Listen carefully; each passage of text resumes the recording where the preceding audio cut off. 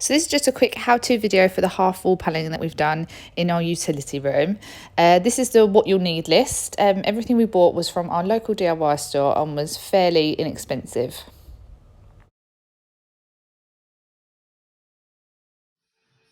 So we're just figuring out on the wall how high up we want it. Regardless of that, obviously our first one to do is the strip along the bottom, and then you measure up how high you want it and do the horizontal strip across the top, and then fill them in with the strips in between. This is the MDF from B&Q.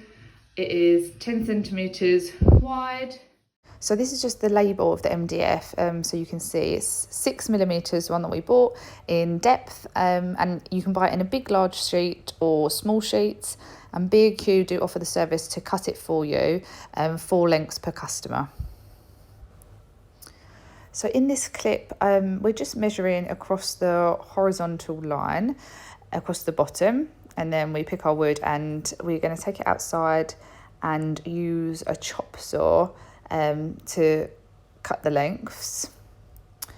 Equally, you could use just a normal saw if you don't have one of these.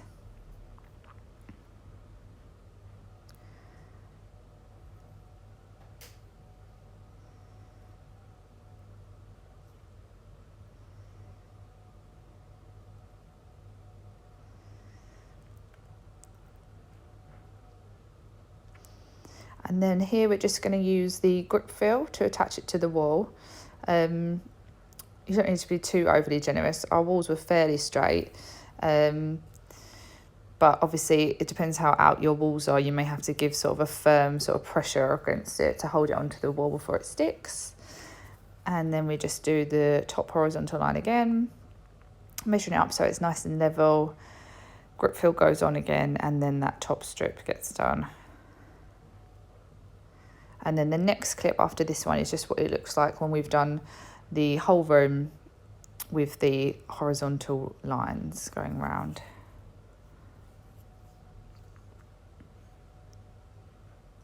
So now we're starting with the vertical strips going down. If you're just doing one wall, it's fine, just obviously start whichever end you need, but because we've got a room, we just got the corner in it, we're starting with the corner and doing the 2 strips, and then we're going to work our way outwards, because then it'll be nice and even all the way round.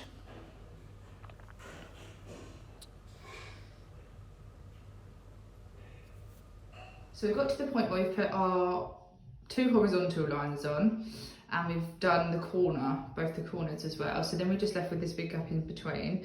And then how you measure what spacings you need in between them is, I knew that from looking at it, I wanted 3 panels effectively. So measure the space from there to there, and then divide it, take away your width of both of those, and then divide that number by 3. So ours was 120 centimetres there. We've got 10 centimetre widths. So take away 20, leaves us with 100, and then 100 divided by 3. So roughly 33 centimetre gaps. So this is the calculation for the wall, for the gaps that you'll need. So we've done that first little bit of the wall, and then we're working our way around the other side, just measuring up, gluing on, making sure that it's level, and then moving on to the next bit. This bit's really fast actually, once you've cut all your strips to the right length, and you're just measuring and going round.